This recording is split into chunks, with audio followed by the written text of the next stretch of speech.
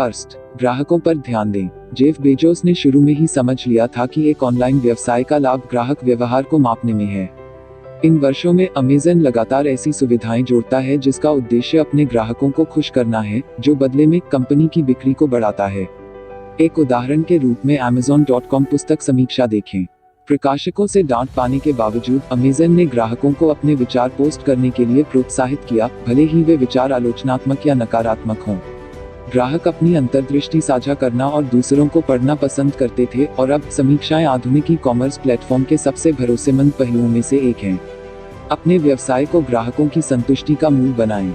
अपने ग्राहकों को मुस्कुराने और उनकी जरूरतों के आधार पर कुछ नया करने के लिए अथक प्रयास करें। सेकंड, मितव्ययिता का अभ्यास करें। हालांकि भौगोलिक रूप से सिलिकॉन वैली के आलीशान, शानदार स्टॉक वाले कार्यालयों से दूर नहीं, अमेज़न ने वाशिंगटन राज्य में एक सरल कार्यात्मक स्थान में अपनी शुरुआत की और न्यूनतम मार्जिन वाले बाजार में संचालित किया। मितव्ययिता अमेज़न के बहुत डीएनए में है और कंपनी को सबसे महत्वपूर्ण चीजों पर ध्यान केंद्रित करने में मदद करती है, इसके ग्राहक और निरंतर नवाचार।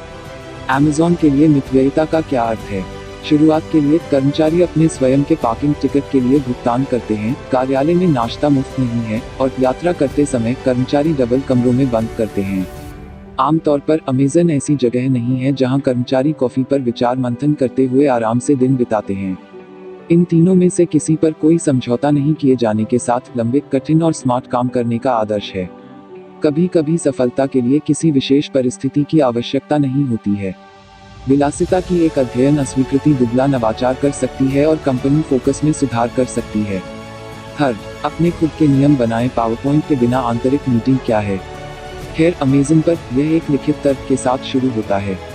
जो कोई भी एक नए विचार का प्रस्ताव करना चाहता है, उसे पहले अपने विचारों को 6 पृष्ठ के दस्तावेज में बदलना होगा। कोई भी निर्णय लेने से पहले इसमें शामिल लोगों को, जिनमें स्वयं बेजोस भी शामिल हैं, समय निकालकर इसे पढ़ना और काटना चाहिए। बेजोस द्वारा पेश किया गया एक और नियम 2 पिज्जा टीम है। कोई भी टीम इतनी बड़ी नहीं होनी चाहिए कि आप उसे 2 पिज्जा न खिला सकें।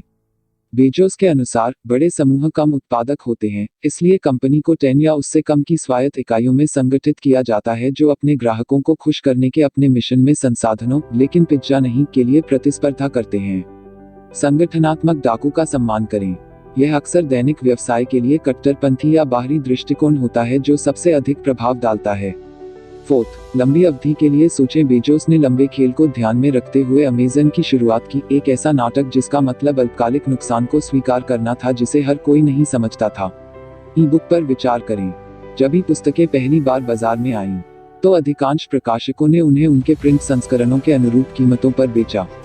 हालांकि, बेजोस ने अनुमान लगाया कि उनकी लंबी अवधि की कीमत लगभग $10 होगी और उन्हें 9.99 में बेचना शुरू कर दिया। सबसे पहले, इस निर्णय से प्रति ई-बुक लगभग $5 का नुकसान हुआ, लेकिन जब कीमत अंततः गिर गई, तो अमेज़न पहले से ही ई-बुक्स के लिए जाना जाने लगा। इस आश्चर्यजनक रणनीति के साथ उन्होंने कंपनी की सबसे बड़ी सफलताओं में से एक किंडल की नींव भी रखी। ऐसे निर्णय लेने से न डरें जो इस समय अलोकप्रिय हो सकते हैं लेकिन भविष्य में पुरस्कार प्राप्त करेंगे। फिफ्थ, इसे दांव पर लगाओ। बेलेव्यू गराज में उस बड़े विचार के चलने से पहले, जेफ बेजोस के पास एक हेज फंड में एक सुरक्षित नौकरी थी। फिर भी उसने इसे छोड़ दिया, अपने माता पिता के गराज में स्थापित किया, और अपनी बचत को सब कुछ स्टोर को एक वास्तविकता बनाने में डाल दिया। और यह काम किया। आज अमेज़न इस आधार पर काम करता है कि जोखिम इनाम के लायक है। इस दृष्टिकोण ने अमेज़न नीलामी जैसे फ्लॉप का नेतृत्व किया है, एक ऐसा विभाजन जो ईबे की बाजार पर पकड़ के साथ प्रतिस्पर्धा नहीं कर सका, लेकिन इसने अमेज़न की बेतहाशा सफल 1 क्लिक खरीद को भी जन्म दिया। पहल और उद्यम की संस्कृति का समर्थन करने के लिए बेजोस ने जस्ट डू इट पुरस्कार बनाया, जो कोशिश करने और सफल होने वाले दोनों कर्मचारियों और कोशिश करने और असफल होने वालों को भी प्रदान किया गया। मूल संदेश यह है कि जोखिम लेने से बेहतर है कि आगे बढ़ने के लिए बहुत डर हो। जोखिम लेने लायक हैं। आधा समय आप असफल होंगे, लेकिन जब उस पहल का परिणाम जीत होता है, तो यह बड़ा और साहसिक हो सकता है। 6, डेटा को तय करने दें। आपको जानकर हैरानी होगी कि Amazon.com की शुरुआत किताबों की दुकान के रूप में हुई थी।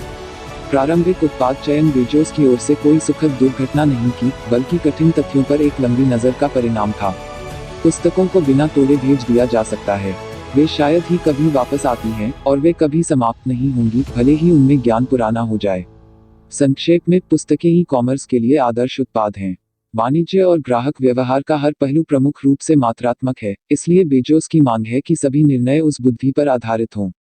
बैठ के ग्राहक उपाख्यानों के बारे में नहीं है, बल्कि प्रासंगिक मैट्रिक्स से भरी एक्सेल शीट है। कॉल करने से पहले डेटा से परामर्श लें।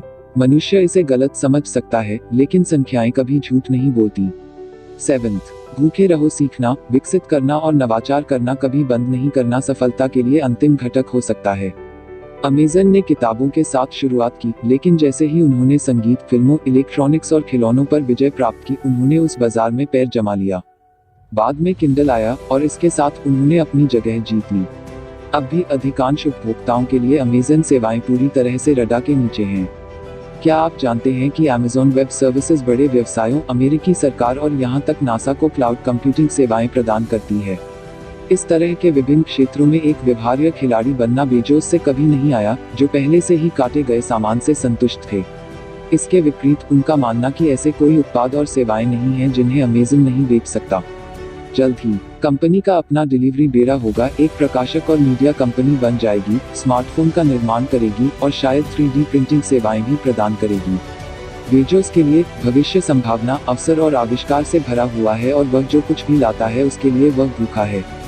सफलता का मार्ग असंतोष से ही प्रशस्त होता है। यथास्थिति को कभी स्वीकार न करें या कहें, मैंने काफी किया है। इसके बजाय क्षमता की तलाश करते रहें और विकास को बढ़ावा दें।